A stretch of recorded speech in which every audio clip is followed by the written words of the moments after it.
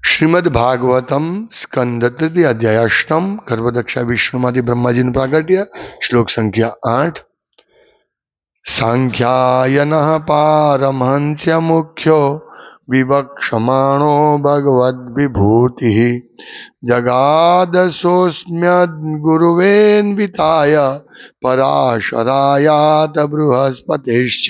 શબ્દાર્થ. સાંખ્યાયન મહર્ષિ સાંખ્યાયન, પારમહંસ મુખ્ય પરમહંસોમાં મુખ્ય, વિવક્ષમાણ કહેતી વખતે, ભગવત વિભૂતિ ભગવાનની વિભૂતિઓ, જગાદ સમજાવી, સહ તે અસ્મત અમારા, ગુરવે આધ્યાત્મિક ગુરુઓને, અન્વિતાય અનુસર્યા, પરાશરાય પરાશર ઋષિને, અથ બૃહસ્પતિ ચ અને બૃહસ્પતિજીને પણ. અનુવાદ. મહર્ષિ સાંખ્યાયન પરમહંસોમાં શ્રેષ્ઠ હતા. જ્યારે તેમણે શ્રીમદ ભાગવતમ અનુસાર ભગવાનની કીર્તિનું વર્ણન કર્યું, ત્યારે મારા આધ્યાત્મિક ગુરુ પરાશર અને બૃહસ્પતિ એ બંને તેનું શ્રવણ કર્યું. શ્લોક સંખ્યા 9.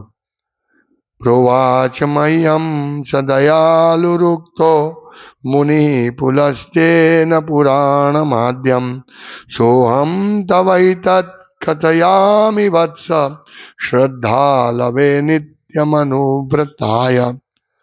શબ્દાર્થ. પ્રોવાચ કહ્યું, મહ્યમ મને, દયાલુ દયાળુ, ઉક્ત પહેલા ઉલ્લેખ કર્યો છે તે, મુનિ મુનિ, પુલસ્ત્યેન પુલસ્ત્ય મુનિ વડે, પુરાણમ આદ્યમ બધા પુરાણોમાં આદ્ય, સહ અહમ એવો હું પણ, તવ તમને, એતત આ, કથયામિ કહું છું, વત્સ વત્સ, શ્રદ્ધાલવે શ્રદ્ધાળુને, નિત્યમ નિત્ય, અનુવ્રતાય અનુસરનાર વ્યક્તિને. અનુવાદ. મહર્ષિ પુલસ્ત્યના સૂચન અનુસાર મહર્ષિ પરાશરે આદિપુરાણ શ્રીમદ ભાગવતમ મને સંભળાવ્યું. તેમણે કહ્યું, હે વત્સ, તું મને સદાય શ્રદ્ધાપૂર્વક અનુસર્યો છે, તેથી હવે હું તે ભાગવતમ તને યથાશુદ્ધ સંભળાવીશ. ભાવાર્થ. બધા દાનવ વંશના પિતાનું નામ મહર્ષિ પુલસ્ત્ય છે. પરાશરના પિતાને કોઈ એક રાક્ષસ મારીને ખાઈ ગયો હતો. તેથી પરાશર એકવાર યજ્ઞમાં બધા જ રાક્ષસોને બાળીને ભસ્મ કરી નાખવાના હતા. પણ યજ્ઞ પ્રસંગે મહર્ષિ વસિષ્ઠ મુનિ પધાર્યા અને તેમણે આ ભયંકર અપકૃત્ય બંધ રાખવાની વિનંતી કરી. ઋષિ સમાજમાં વસિષ્ઠનો મોભો અને આદર હોવાથી પરાશર તેમની વિનંતીનો અસ્વીકાર ન કરી શક્યા. પરાશરે તે યજ્ઞ અટકાવ્યો. તેથી દાનવોના પિતા પુલસ્ત્યે પરાશરના બ્રાહ્મણ સ્વભાવની પ્રશંસા કરી અને તેમણે આશીર્વાદ આપ્યા કે તે ભવિષ્યમાં વેદોના પૂરક સાહિત્ય પુરાણોના મહાન પ્રવચનકાર થશે. પુલસ્ત્યે પરાશરના કાર્યની એટલા માટે પ્રશંસા કરી કે તેમણે બ્રાહ્મણોચિત ક્ષમાગુણ અનુસાર રાક્ષસોને ક્ષમા આપી હતી. પરાશર યજ્ઞમાં બધા જ રાક્ષસોને બાળી નાખવાને સમર્થ હતા, પણ તેમણે વિચાર્યું, રાક્ષસોની ઉત્પત્તિ જીવો, મનુષ્યો અને પશુઓના આહાર કરવા થઈ હોય તો પછી માત્ર એટલા ખાતર જ મારે મારા બ્રાહ્મણોચિત ક્ષમાગુણનો ત્યાગ શા માટે કરવો? પરાશરે પુરાણોના મહાન પ્રવચનકાર રૂપમાં સૌ પ્રથમ પ્રારંભ શ્રીમદ ભાગવતમથી કર્યો, કેમ કે સૌ પુરાણોમાં તે આદિ છે. પરાશર પાસેથી સાંભળેલા આ જ શ્રીમદ ભાગવતમનું વર્ણન મૈત્રેય વિદુર સમક્ષ કરવાની ઈચ્છા ધરાવતા હતા અને વિદુર તેનું શ્રવણ કરવાને પાત્ર હતા, કારણ કે તેમનામાં ગુરુજનો તરફથી પ્રાપ્ત કરેલા ઉપદેશને અનુસરવાનો તથા શ્રદ્ધાનો ગુણ હતો. આથી વ્યાસ ભગવાનની પૂર્વેના કાળથી એટલે કે અનંત કાળથી શ્રીમદ ભાગવતમની કથાનું વર્ણન થતું આવે છે. કહેવાતા ઇતિહાસકાર એવી ગણતરી કરે છે કે પુરાણોનો પ્રારંભ માત્ર થોડા સૈકા પહેલા જ થયો છે, પણ વાસ્તવિકતા એ છે કે ભૌતિકવાદીઓ અને તર્ક વિતર્કો કરનારા તત્વજ્ઞાનીઓ બધી ઐતિહાસિક ગણતરીનો પ્રારંભ થયો ત્યાર પહેલાના અનંતકાળથી પુરાણોનો અસ્તિત્વ છે. ઓમ જ્ઞાનતિમિરાંધસ્ય જ્ઞાન. અહીંયા 2-3 પોઈન્ટ આ શ્લોકમાં બહુ મહત્વના છે જે આપણે જાણવા જોઈએ. સૌથી પહેલો પોઈન્ટ છે કે ગુરુ શિષ્ય પરંપરાને કઈ રીતે જાળવી રાખી છે. બીજો પોઈન્ટ છે કે બ્રાહ્મણોચિત ગુણ ભક્તોમાં ડેવલપ થવા જોઈએ. અને ત્રીજો પોઈન્ટ છે કે શ્રીમદ ભાગવતમ આદિપુરાણ છે અને એ આદિપુરાણ જ્યારે વ્યક્તિ એનું પ્રવચન કરે છે, મીન્સ એને સાંભળે છે, ત્યારે એને સેમ રિપીટ કરવા માટે એ ઈચ્છુક હોય છે. આ 3 પોઈન્ટ આપણે આમાંથી સમજીશું. તો પહેલો પોઈન્ટ કે પરંપરા. અહીંયા તમે જુઓ આટલા મહાન આચાર્યો, પરાશર મુનિ વ્યાસદેવના પિતા,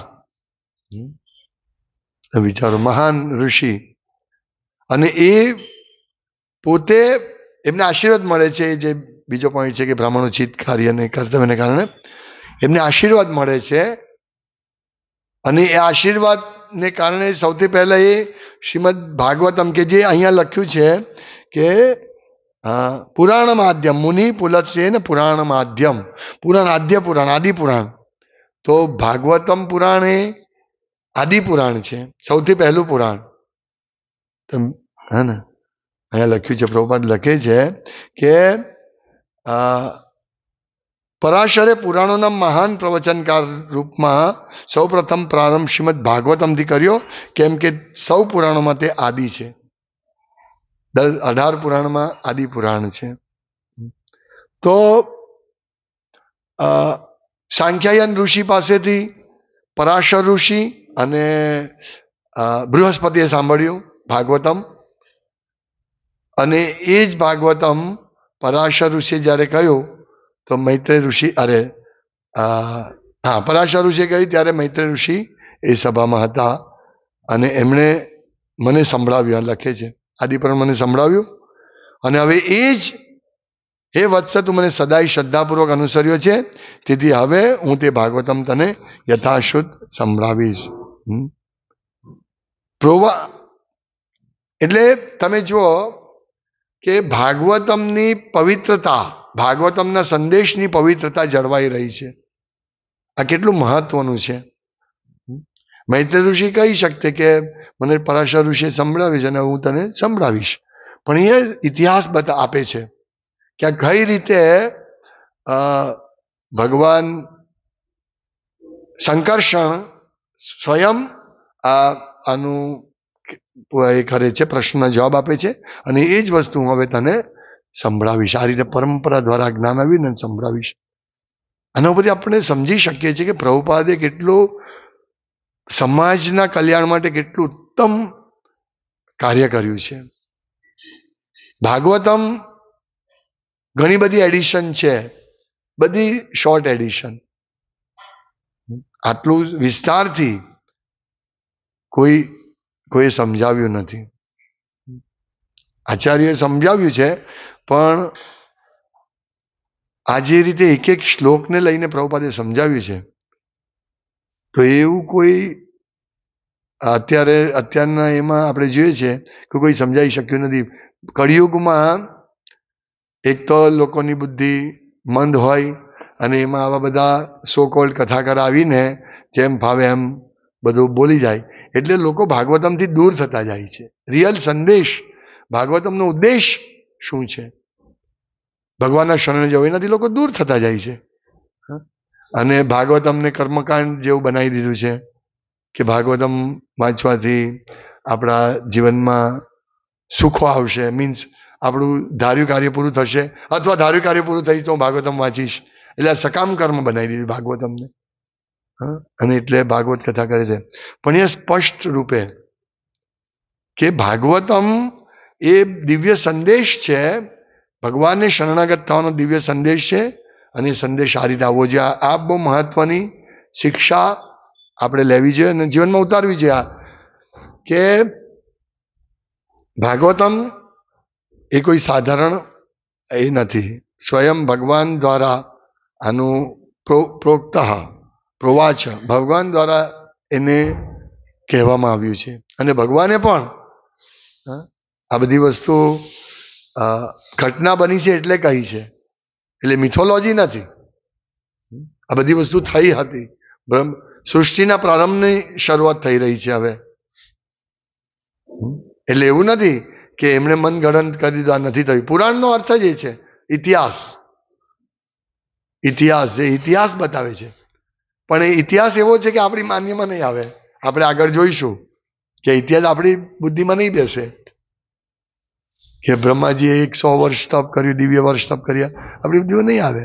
કારણ કે આપણે 100 વર્ષ 100 મિનિટ તપ નથી કરી શકતા, 100 દિવસ તપ નથી કરી શકતા જે બ્રહ્માજીએ કર્યું હતું, હે ને.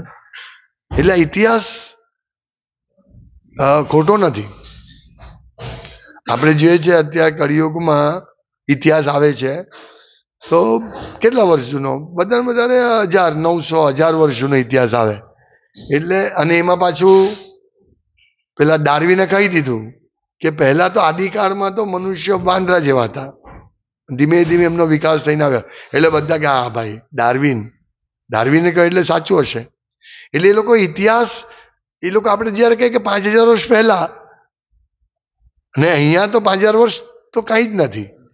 અહીંયા તો સૃષ્ટિના પ્રારંભની વાત આવે છે, જ્યારે 4 કુમારો શંકરષણ ભગવાન પાસે ગયા હતા ત્યારની વાત આવે છે. તો કોણ માનશે? કારણ કે આપણા મનમાં જ પ્રારંભથી શિક્ષાના પ્રારંભ, ગુરુકુલે બ્રહ્મચારી ગુરુકુલે વસંત દાંત ગુરોરહિતમ. બ્રહ્મચારીને ગુરુકુલમાં મોકલવા છે, પણ આજે ગુરુકુલ તો છે જ નહીં. એટલે સ્કૂલમાં મોકલે, સ્કૂલમાં આવું બધું ભણાવે કે ભાઈ આપણા પૂર્વજો વાંદરા હતા. હા, તમે વિચારો. એટલે કોણ ઇતિહાસ આની પર વિશ્વાસ કરે? બ્રહ્માસ્ત્ર પર કોણ વિશ્વાસ કરે? ભગવાનની 16,108 રાણી પર કોણ વિશ્વાસ કરે? કારણ કે એ લોકોને શીખવામાં જ નથી આવતું.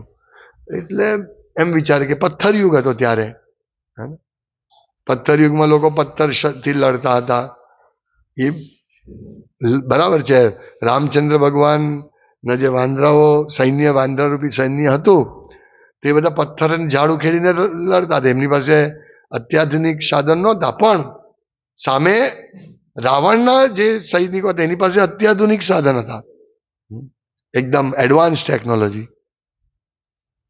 અર્જુન પાસે ગાંડીવ હતું, કેટલા કિલો વજન હતું, 1000થી વધારે કિલોનું વજનનું ગાંડીવ હતું. હવે કોણ વિચારી શકે આ વસ્તુ? એટલે કે મિથોલોજી. જ્યારે તમે ગૂગલ પણ સર્ચ કરો તો એમ લખે કે હિન્દુ મિથોલોજી પ્રમાણે આ રીતે દેવતા થઈ ગયા હતા કે આમ છે તેમ છે. એટલે આને લોકો અસત્ય માને છે કે આવું કઈ ઘટના નથી બની. તો વિચાર, કલિયુગ આપણી બુદ્ધિ કેટલું નાનું મગજ છે, પણ પ્રભુપાદે આપણા મગજને વિકાસ કરાવીને આપણને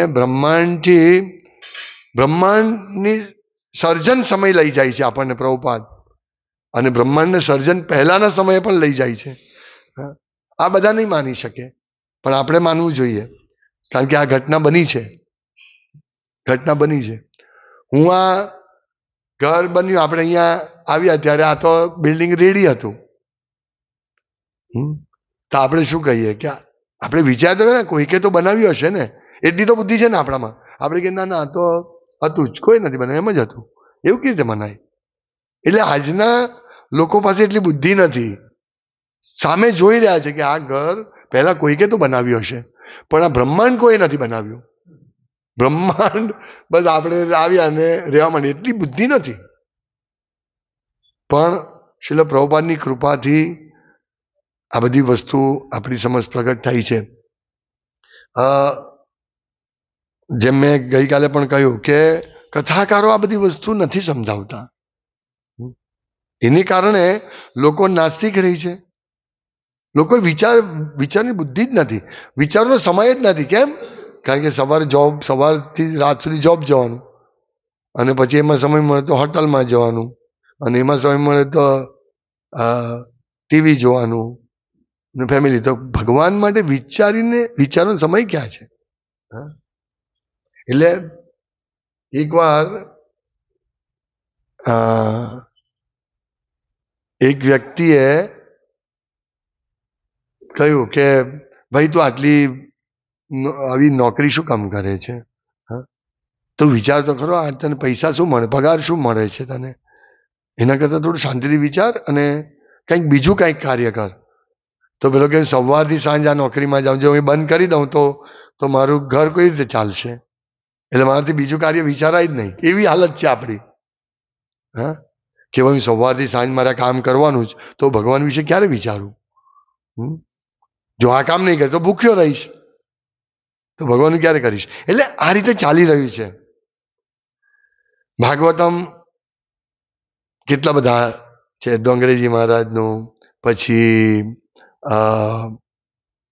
એટલે ગીતા પ્રેસ ગોરખપુર, પણ ક્યાંય આ રીતે નથી સમજાવવામાં આવ્યું. બધું ટૂંકમાં સમજાવી દીધું છે.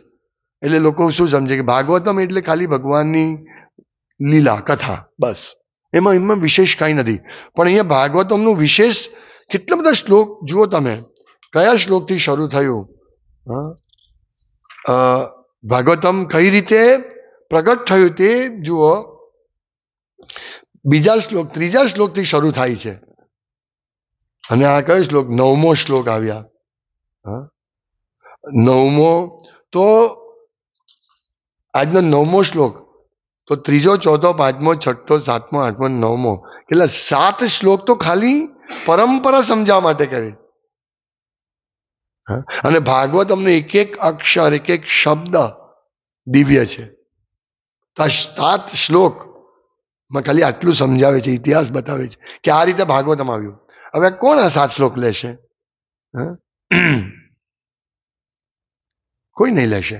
એટલે એક એક શબ્દ આનો મહત્વનો છે. એનું મહત્વ નહીં સમજાય તો આપણે બીજું ક્યાંય આગળ સમજાવવાનું છે. એટલે જ પ્રભુપાદ કહે ને કે એક એક શ્લોક, એના શબ્દનો અર્થ, અનુવાદ, ભાવાર્થ, આ બધું વાંચતા ક્રમશઃ વાચકે આગળ જવું છે, તો એને 9મા સ્કંદ પછી ભાગવતમની ભગવાનની અનુભૂતિ થશે. ડાયરેક્ટ જ થોડી વચ્ચે લઈ લીધો ભાગ અને આપણે 10મો સ્કંદ વાંચી લે તો કોઈ ફાયદો નથી. હા, ઇસ્કોનના જે કથાકારો છે એનાથી કદાચ એક નાનકડો ફાયદો થઈ શકે, જો એ કથા પ્રોપર કરે તો. હા, જો કથા વ્યવસ્થિત કરે, કોઈ એક ટોપિકને લઈને ભલે કથા કરે, પણ જો વ્યવસ્થિત કરે, મીન્સ પરંપરાનું સન્માન જાળવીને યથારૂપ કરે, તો પછી એમાં કોઈ સાંભળનાર એવો વ્યક્તિ હોય જેને ભાગવતમ વાંચવાની રુચિ થઈ શકે અને એ વ્યક્તિ ભાગવતમ લઈ શકે. જેમ રવિવારે એક માતાજીએ લીધું, એમણે કહ્યું કે હું આ કથા સાંભળતા હતા, એક પ્રભુજીની કથા સાંભળતા હતા અને મને ઈચ્છા હતી કે મારા ઘરે પણ કથા કરાવું. ત્યારે અમે કહ્યું કે આ ભાગવતમ જ તમારા ઘરમાં રાખો ને, તો એ એક ફાયદો થઈ શકે. એટલે ઇસ્કોનના કથાકારોએ શું કરવું છે કે મેસેજને યથારૂપ આપવો છે અને લોકોને ખાલી 7 દિવસ કથા પતી પછી તમે છૂટા હું છૂટા એમ નહીં, તમે સતત આ ભાગવતમ વાંચતા રહો, એવું કહેવું છે. આ તો હું તમને ખાલી એક ઝલક આપી રહ્યો છું, પણ તમે સતત વાંચતા રહો. આ મેસેજ લોકો સુધી પહોંચવો છે. તો આ પહેલો પોઈન્ટ છે. બીજો પોઈન્ટ કે અહીંયા જુઓ કે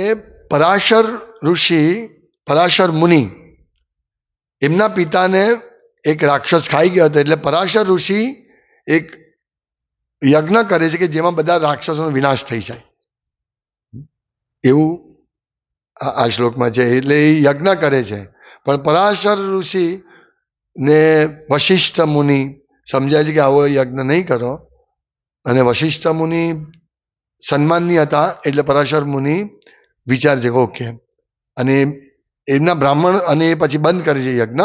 તેમના બ્રાહ્મણોચિત ગુણ ને કારણે પુલત્સ્ય મુનિ કે જે રાક્ષસોના ગુરુ હતા, આદિ હતા, તો એ પુલત્સ્ય મુનિ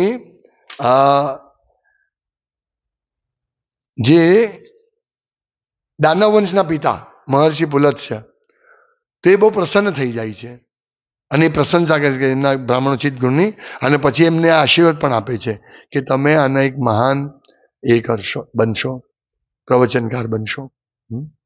તો અહીંયા બીજો પોઈન્ટ જે છે કે જેમ જેમ આપણે ભગવાનની ભક્તિ કરીશું તેમ આપણામાં બ્રાહ્મણોચિત ગુણ વિકાસ થશે. એટલે આપણે જોઈશું કે, અને બ્રાહ્મણોચિત ગુણ જરૂરી છે. શમો દમો તપો તિતિક્ષા ક્ષાંતિરાર્જવમ મે જ્ઞાન વિજ્ઞાનમ આસ્તિક્યમ બ્રહ્મ કર્મ સ્વભાવજમ. આ બ્રાહ્મણના ગુણ ડેવલપ થવા જોઈએ. શમો એટલે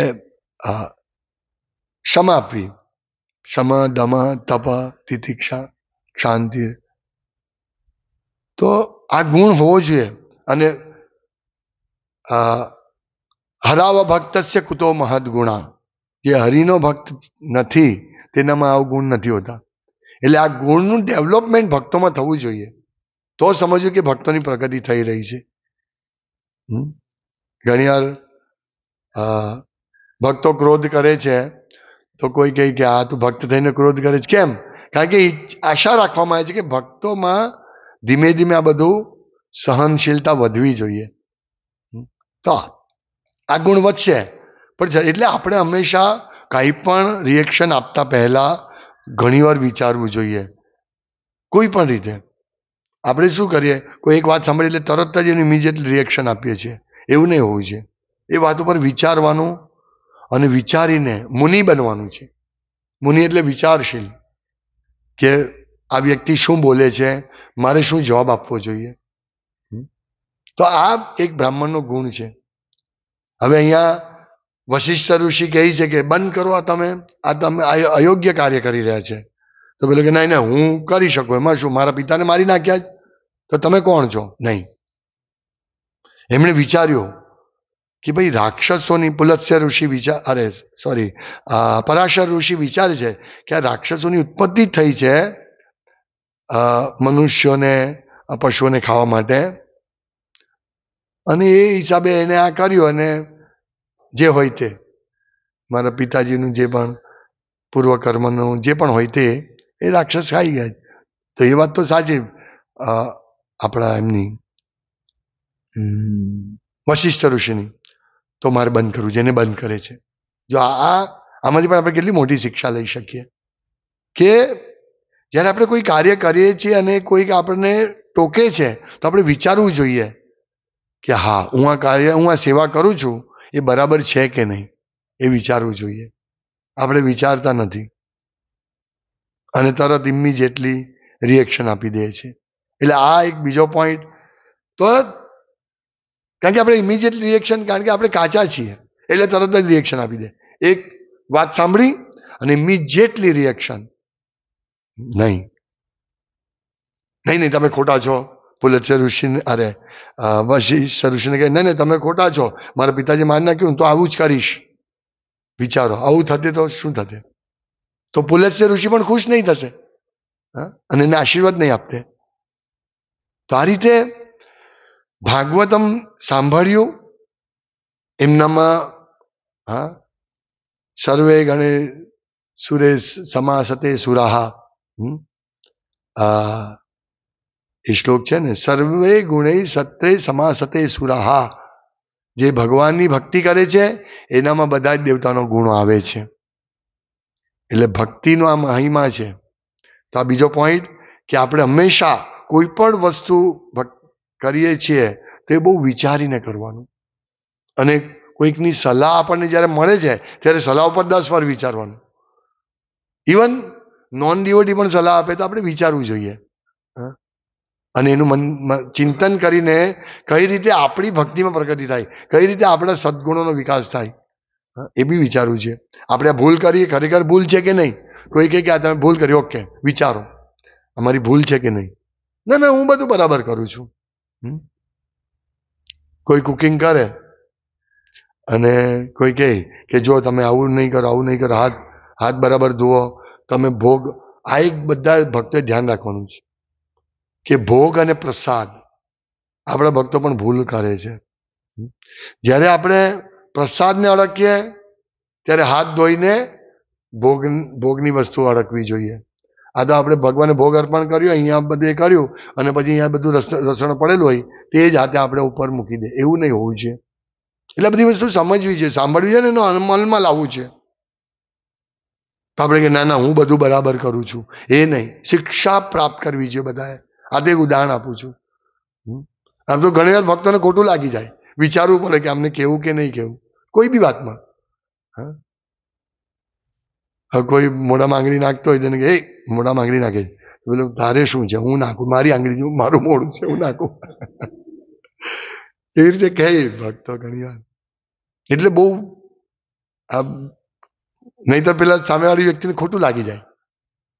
પણ વૈષ્ણવ સદા તત્પર રહેવું છે સુધારવા માટે. ઓ યસ, તમે મને કહેશો, હું મને કહો, હાથ જોડીને આપણે પૂછવું છે કે પ્રભુ મારી આમાં કંઈ ભૂલ થઈ, સારું થયું તમે મને કહ્યું.